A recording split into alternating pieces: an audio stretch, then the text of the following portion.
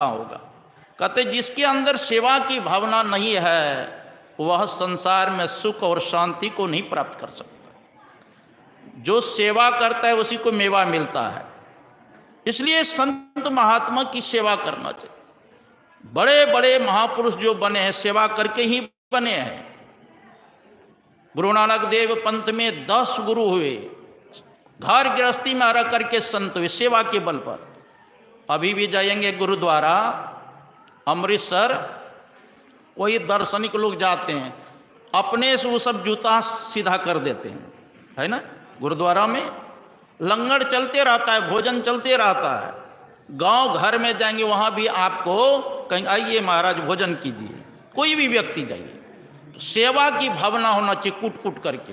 हाँ, तो वही गौकर्ण जी महाराज कहते हैं अपने पिता से, धर्मम भजस्व सततम तेजलोक धर्मान सेवस्य साधु पुरुषान जहि काम तृष्णा अन्यस दोष गुण चिंतन मास मुक्ता। मानव को दूसरे का दोष नहीं देखना चाहिए। देखो दूसरे के दोष देखने से क्या होता है, उसका अवगुण आपके अंदर आ जाएगा और आपका सद्गुण उसके अंदर चला जाएगा। इसलिए कहा दूसरे का दोष नहीं देखना चाहिए। और गुण देखना हो तो अपने इष्ट का गुण देखना चाहिए, और दोष देखना हो मानव को अपना दोष देखना चाहिए।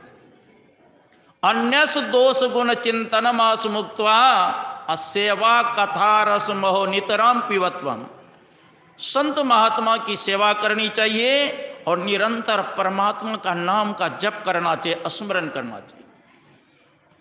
देखो हम लोग विपत्ति किसको समझते हैं, अगर 2-4 लाख रुपया घाटा हो जाता है तो कहते हैं विपत्ति का पहाड़ आ गया।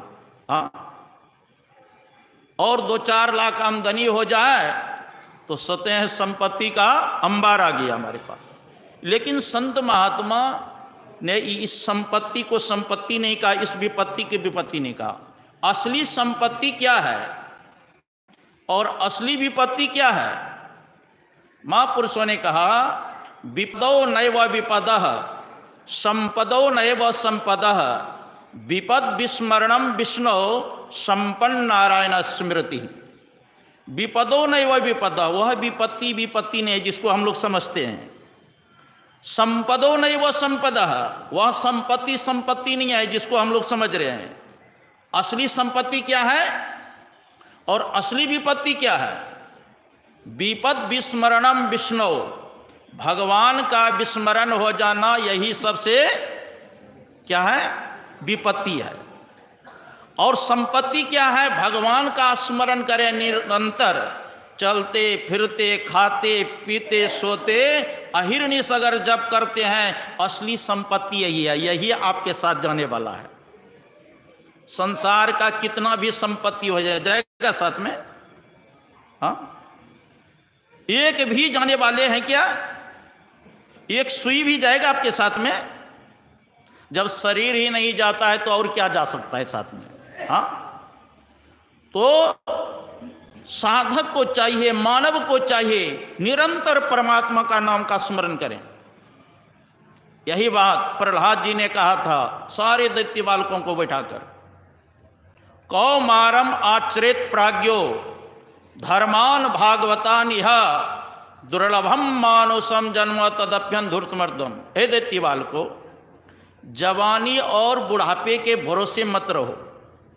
जब से होश हो जाए तब से परमात्मा का नाम का चिंतन करो, स्मरण करो, क्योंकि यह मानव शरीर मिला है परमात्मा की प्राप्ति के लिए, साधन करने के लिए। क्योंकि यह मनुष्य शरीर बड़ा दुर्लभ है, मानव शरीर प्राप्त करना दुर्लभ है। मानव शरीर प्राप्त करके जीवित रहना दुर्लभ है, और जीवित रह करके भी सद्धर्म का श्रवण करना यह दुर्लभ है।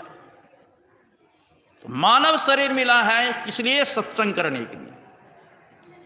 नारद जी ने कहा सनकादिक ऋषि से, भाग्योदयेन बहुजन्म स्मर्जितेन सत्संग मंचो पुरुषो लवते यदावे अज्ञान हेतु कृत मोमदंधकारणासम विधाय तदोदयते विवेकः।